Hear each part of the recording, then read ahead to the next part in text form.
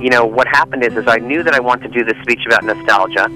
It was something that I had learned in high school, and it was something that I wanted to talk about, also because the show was on the air by this time, and I realized that this was part of the appeal of the show, was nostalgia, and that it was a far more complex thing than people thought, because it wasn't positive, the view that I was giving. A lot of it was revisionist, and at the same time, it doesn't matter, because you want to feel those things, positive or negative again. You want to travel that way.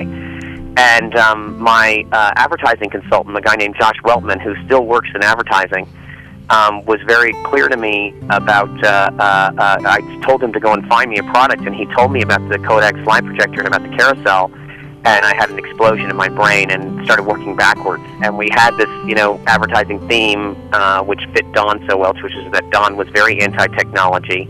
I did not want to depend on the new features of any product, the space-age features, because it was something that he says it in the second episode, that he's, maybe we're looking in space because this planet is dead, It's a very, very dark thing to Don. So you have this idea that's the wheel, and obviously he's always trying to stand out and do something different than his competitors, because he's a great creative person. So then I knew that it would be the carousel would be a name that he thought up. So deciding that it would be a carousel and that it would move around, and that whole speech, that was all derived from, in a very backwards way. The way a lot of creative ideas, and this is all over a period of weeks and days. I wrote that actual speech about 6 weeks before we even broke the story for the last episode. I knew that Don was going to do that speech. People, cried when they watched it. Adult men, very, very big, tough men, came up to me and told me that they cried during it. It was earned. It's something that doesn't always happen in entertainment anymore, is that the sentimentality of it was earned because Don was so adrift. He had been responsible for the death of his brother, his half-brother, who he had tried to get rid of financially, and he was estranged from his family. We saw him behaving this way for the entire year, and I think that it was a great act of salesman. It was what you want. That's why the advertising is there. It's there to tell the story, and I'm not that interested in advertising, except by the fact that I find that people who are successful in creative endeavors use their life.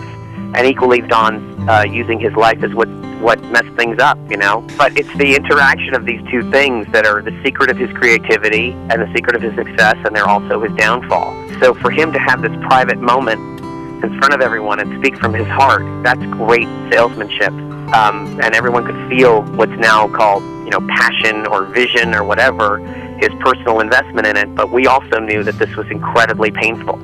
And, we went to great lengths to make sure that those, the slides themselves was a day of production, and they just ripped by in a few seconds.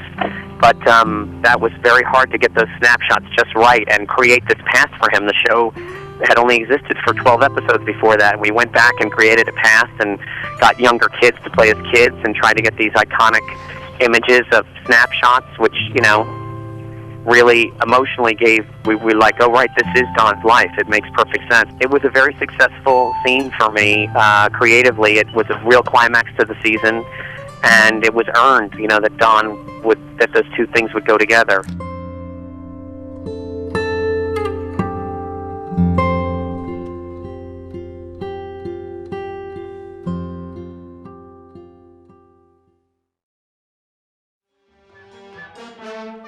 If you've enjoyed your journey on the TV Time Machine, please like and subscribe. We look forward to having you again on the TV Time Machine.